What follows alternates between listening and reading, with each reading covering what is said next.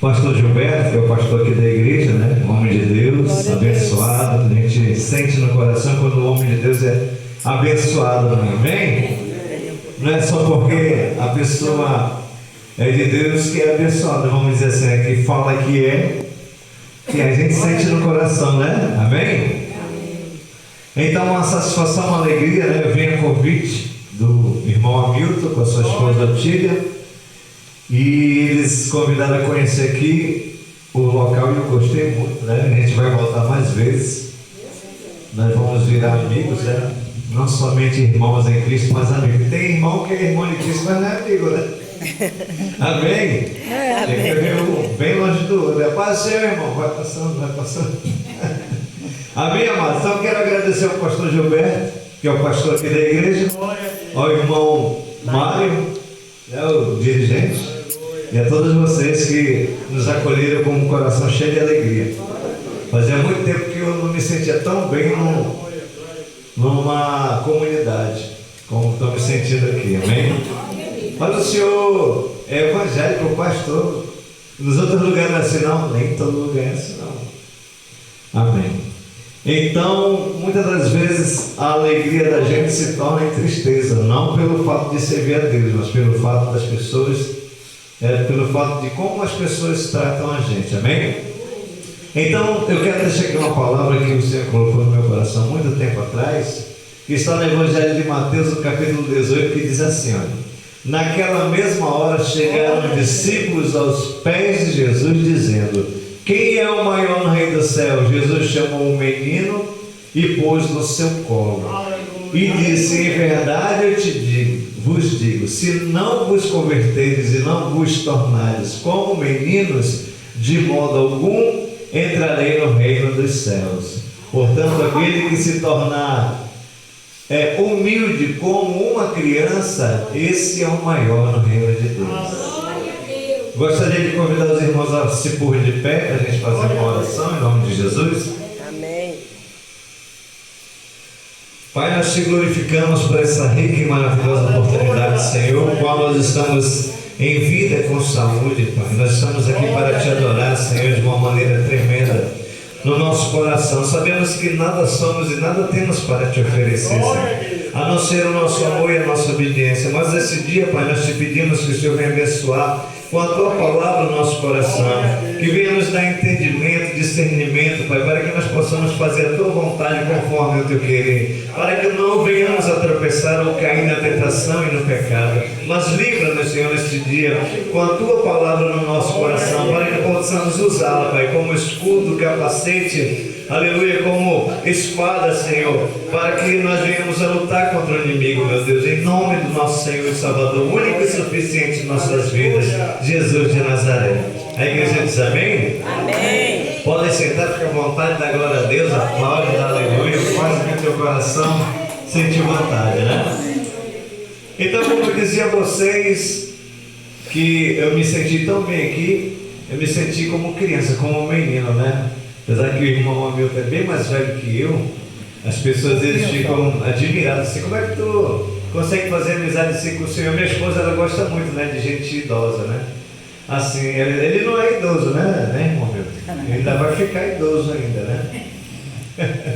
Então, amados irmãos, Jesus está dando aqui uma receita muito bonita para nós. E eu gostaria de dividir com vocês uma palavra que o Senhor colocou no meu coração muito tempo atrás. E sempre quando eu vou em uma igreja que eu peço a oportunidade eu tenho, eu gosto de pregar essa palavra, que diz que Jesus estava ali ensinando e os discípulos foram até os pés de Jesus. E eles queriam saber quem era o maior entre eles, ou seja, o mais importante, né? E então Jesus colocou no colo dele uma criança e disse a eles: se vocês não se tornarem como esta criança, de maneira nenhuma, Jesus falou, você vai entrar no reino do céu. Glória a Deus. Aquele que não se tornar como uma criança e se humilhar, não pode entrar no reino do céu, né? E ele disse que aquele que se humilha, esse é o maior. Aí eu estava olhando ali a irmã Celina, né, fazendo tapioquinha, fazendo café, cozinhando ali, ajeitando as coisas para nós, né? Como uma criança ali cuidando de nós, né, com o irmão Mário, carregando caixa, ligando a luz. Amém? O irmão Totó ali também com a esposa dele servindo a gente ali, fazendo de tudo para a gente se sentir bem, né, na casa deles, acolhida, aqui os irmãos aqui na igreja. É isso que Jesus quer, amados irmãos. A receita para ir para o céu é essa. Não precisa você ser importante, um grande músico, um grande cantor, não. Basta você ser humilde. Assim como o pastor Gilberto, né, que está aqui sentadinho, né? Se fosse outro pastor ciumento, dizia, olha, aqui na minha igreja só quem prega sou eu. Então, a humildade é que faz as pessoas serem servas. Porque a pessoa que tem orgulho, que é orgulhosa, ela não serve para servir ninguém. Porque ela se acha diminuída, ela se acha que ela é menos importante. E não é isso que Deus quer. O que o Senhor quer é que nós sejamos pessoas de boa índole, que ela tenha desejo no coração de servir. Como é que a gente serve os outros? Fazendo o que é bom. Porque aquilo que você não quer que faça para você, não faça para o outro. E aquilo que você quer que faça para você, faça. Amém? Então, eu entendo também aqui, nessa palavra, lá em Lucas capítulo 15, a partir do versículo 11, deixa eu olhar aqui rapidinho para não dar endereço errado, não o pastor Gilberto vai puxar minhas orelhas. É Lucas, que hoje eu não trouxe meu óculos, e o óculos do irmão Mário é mais forte que o meu. Mas me dê aqui, por favor. O único jovem que não usa óculos que eu conheço é o seu amigo também.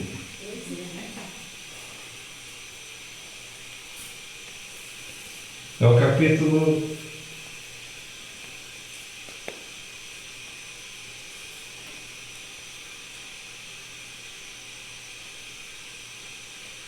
5, é Lucas 15, 11.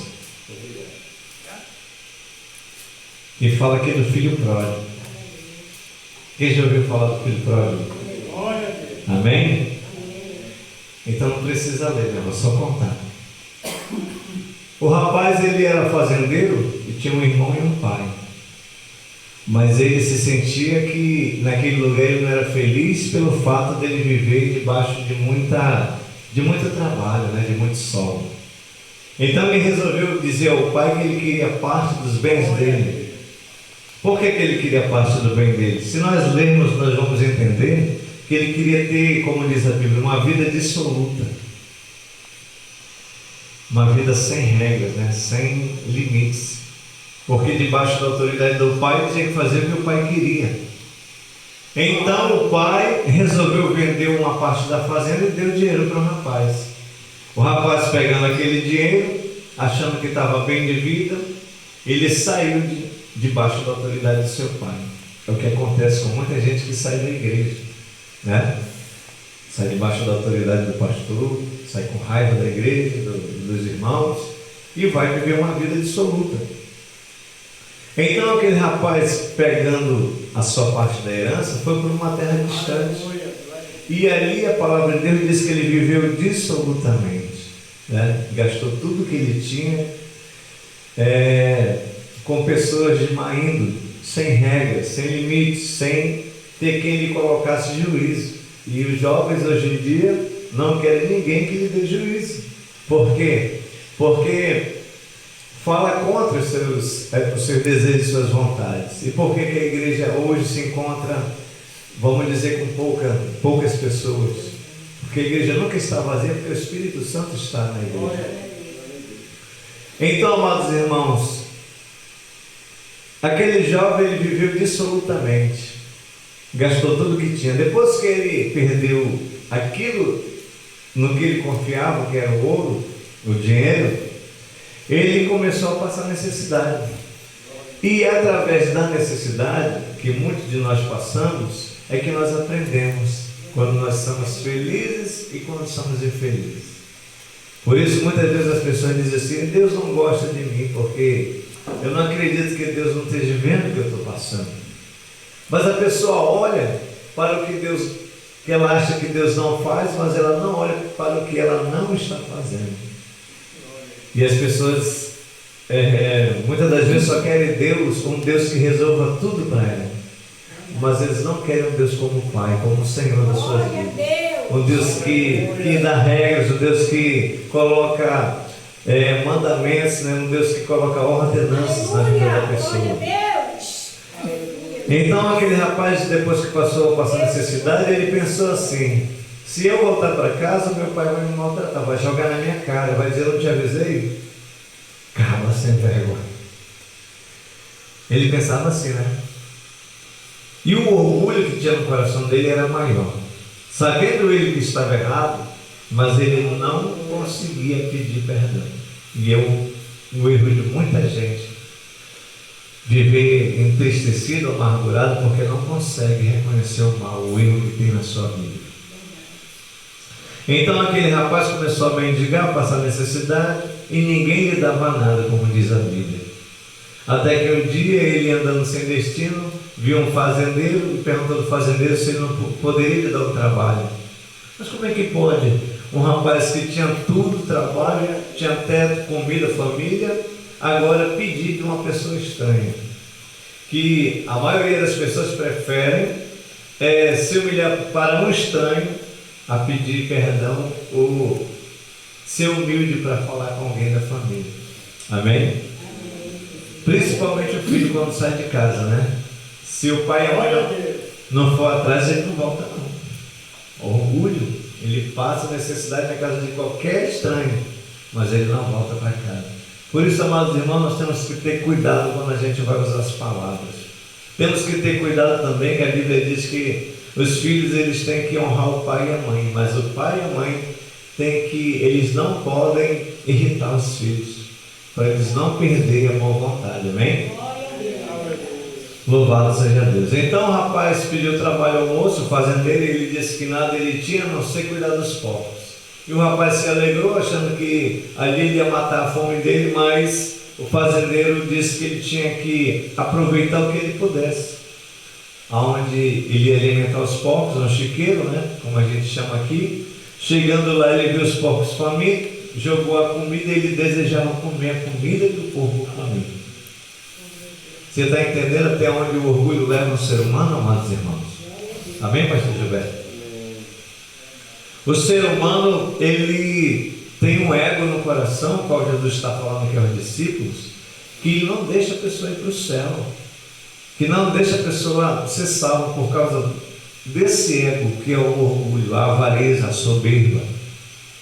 Então o rapaz, naquele momento, ele se entristeceu tanto que ele disse assim: poxa, na casa do meu pai tem comida até de sobra para os empregados, e eu aqui matando minha comida, matando minha fome com os porcos, né? Então o Espírito Santo naquele momento achou uma brecha no coração dele, porque ele disse assim: já sei, vou voltar para a casa do meu pai, eu vou pedir perdão para o meu pai, e eu tenho certeza que ele vai me contratar pelo menos como seu empregado. Então aquele rapaz deixou voltar nele a criança que havia nele. Vocês estão entendendo, amados irmãos, por que Jesus falou aos discípulos que vocês têm que se tornar como criança? Porque aquele rapaz, ele havia esquecido a criança que havia nele. Geralmente quando o pai chega em casa num dia de trabalho, cansado, a mãe chega em casa, o filho corre. Quando ele é pequeno, ele corre para abraçar: papai, mamãe, abraça nas pernas, se beija. Aí o pai também chega cansado, abraça o filho, beija o filho. Aí ele lembra que tudo que ele passou lá na rua valeu a pena, porque ele estava se doando aos seus filhos. Mas e quando o filho cresce, que o pai chega em casa, que uma mãe chega em casa, o filho só vive de cara amarrada, né? Só vive com raiva. Tudo que o pai manda fazer, pede para ele fazer, ele fica emburrado. Tudo para ele está ruim, nada para ele está bom, porque esqueceu a criança que havia nele. É disso que Jesus está falando. Amém? Amém? Mas aquele rapaz se lembrou da criança que havia nele, e ele disse: vou voltar para a casa do meu pai, vou pedir perdão para o meu pai, e vou lhe dizer que eu não sou mais digno de ser filho dele, mas que ele me contrate mesmo como empregado dele, tenho certeza que ele vai me contratar. Amém, amados? Amém. Se as pessoas do mundo hoje pensassem dessa maneira como Jesus está ensinando, muita gente estava na igreja. E aquele rapaz deu meia volta e ele se alegrou, ele saiu de lá feliz, porque ele sabia que ele ia voltar para a casa do pai. Amém?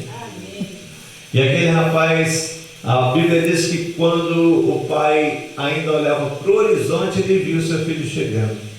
E ele nem esperou ele chegar, ele correu para abraçar o filho. E quando ele chegou lá, a palavra diz que ele beijou seu filho, e o filho disse para ele: pai, me perdoe porque eu pequei contra Deus e pequei contra o Senhor. Eu sei que eu não sou mais digno de ser chamado de filho, mas eu lhe peço que o Senhor me contrate pelo menos como seu empregado. E o pai viu a mudança naquele rapaz. Poxa, ele veio outra pessoa, não é mais aquele rapaz ignorante, arrogante que saiu daqui. E ele se alegrou tanto que ele disse assim: ei, mata o boi mais gordo que tiver lá no campo, traga a roupa, sandália, coloca o anel no seu dedo. Meu filho voltou para casa. Diga glória a Deus. Vamos aplaudir a Jesus. Então, amados irmãos, o que o Senhor quer passar para nós, que nós devemos sempre lembrar da criança que há dentro de nós. Sabemos que o pai nessa história é Deus, sabemos que o filho somos nós. Nós devemos sempre pedir perdão ao Senhor e reconhecer que Ele é o nosso Pai, porque é Ele que tem o melhor para nos dar. Como disse minha esposa, muitas das pessoas que moram aqui não sabem o paraíso que tem, a paz que tem nesse lugar. Amém, amados irmãos? Então o pai recebeu seu filho e deu tudo para ele de volta. É assim que Deus quer fazer. É claro que tem os do contra, não tem os do contra?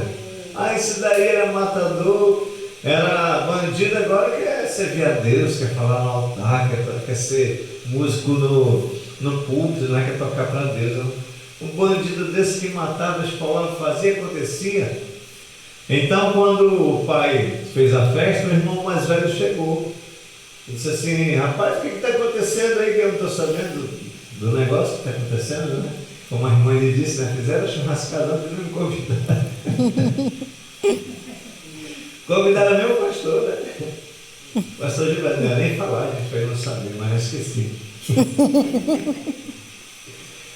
Então, amados irmãos, o irmão disse: teu irmão voltou, e se ele está rico, ele gastou tudo que ele tinha, chegou igual um mendigo. Não acredito, meu pai ainda fez uma festa para ele, e ele ficou com raiva. E o pai depois procurou e disse assim: bora, meu filho, bora brincar, teu irmão voltou. Disse: nada, pai, eu trabalho com o Senhor minha vida toda, sempre obedeci o Senhor, nunca saí de casa, e o Senhor nunca me deu um bode para eu fazer uma festa com meus amigos.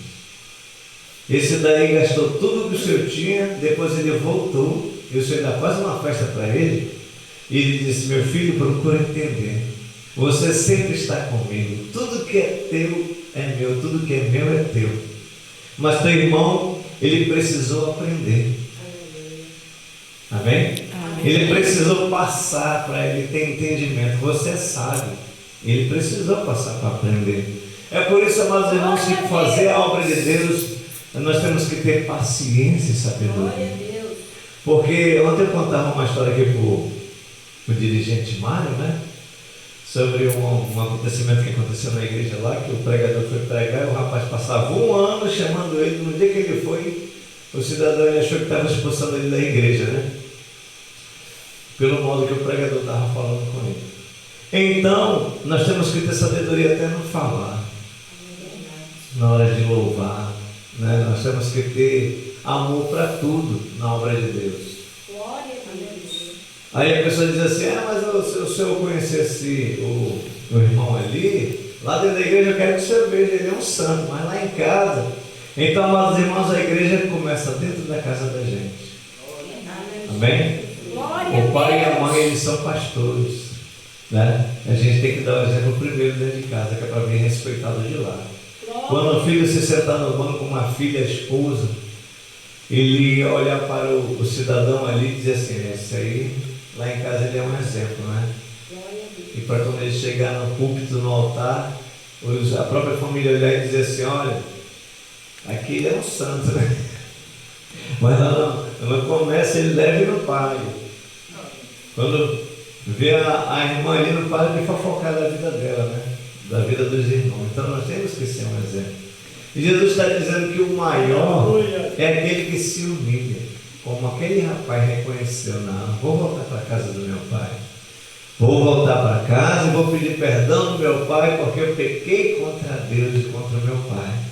Mas eu tenho certeza que Ele vai me perdoar. Quando nós temos essa certeza no nosso coração que Deus é bom, não é Deus que coloca a gente enrascado, amados irmãos.